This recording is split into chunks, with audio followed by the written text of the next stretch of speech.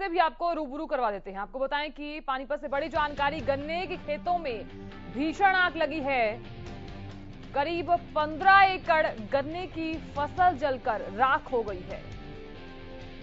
Fire brigade ने कड़ी मशक्कत के बाद आग पर काबू पाया। किसानों ग्रामीणों ने भी आग बुझाने में मदद की है। पानीपत से बड़ी जानकारी, गन्ने के खेतों में लगी भीषण आग। करीब 15 एकड़ गन्ने की फसल जलकर राख हो गई है। फायर ब्रिगेड ने कड़ी मशक्कत के बाद काबू पाया है। हालांकि यहां पर किसानों के लिए एक और समस्या आन खड़ी हुई है, क्योंकि तकरीबन यहां पर भीषण आग लगी है तो जाहिर सी बात है कि नुकसान हुआ होगा।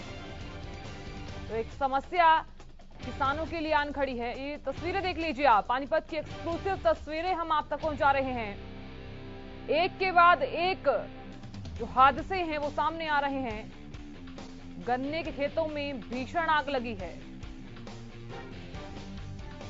तो ये तस्वीरें पानीपत की हैं, एक्सक्लूसिव तस्वीरें हम आप तक पहुंचा रहे हैं।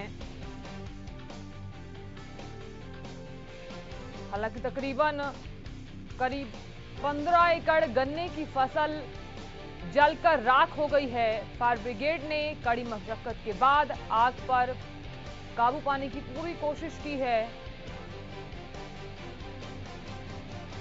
कड़ी मशक्कत से काबू भी पाया है। तो आप इस पेज ये लाइव तस्वीरें, एक्सक्लूसिव तस्वीरें देख लीजिए। पानीपत की ये तस्वीरें हैं जहां जो किसान और ग्रामीणों ने भी पूरी कोशिश की है कि आग को बुझाया जा सके, पूरी मदद की है। वहीं से खबर पर ज्यादा जानकारी के साथ हमारे सहयोगी पानीपत से जितेंद्र शर्मा जुड़ गए हैं। जितेंद्र, ये आग किस वजह से लगी, अभी तक खुलासा हो पाया है? देखिए, आग का तो साधना खुलासा नहीं हो पाया, लेकिन जिस तरीके से शाम को जो है तेज आंधी और तूफान चले हैं, उसी वजह से जो है ये आग लगी है। और आग इतनी भयानक थी कि चारों तरफ फैल गई। लेकिन सबसे बड़ी बात ये थी कि नंगला पार के आसपास का क्षेत्र जो है, वहां पर गन्ने की बिजाई भी है, यमुना नदी भी बहती है। तो उसी कारण जो है आग ज्यादा क्रॉस नहीं कर पाई और लोगों ने गेहूं की फसल भी अपनी उठा रखी थी। इस वजह से जो है आग जो है गन्नों के खेतों में पहुंची और कहीं ना कहीं 15 एकड़ के करीब अनुमान लगाया जा रहा है कि जिससे गन्ने की फसल को नुकसान हुआ है। फायर ब्रिगेड की गाड़ियों को भी फोन किया गया, लेकिन लगातार आंधी तूफान के कारण आम किसान और ग्रामीणों ने इस आग पर काबू पाया। जब तक फायर ब्रिगेड की गाड़ियां पहुंची, तब तक ग्रामीणों ने उस पर आग पर काबू पाया। जितेंद्र, अब यहाँ पर सवाल ये भी उठता है, दूसरा यहाँ पर किसानों के लिए समस्या आन खड़ी है, क्योंकि करीब 15 एकड़ गन्ने की फसल जलकर राख होना एक बड़ी बात हो जाती है। ऐसे में किसानों का क्या कुछ कहना है? उनकी तरफ से कोई बयान सामने आया हो?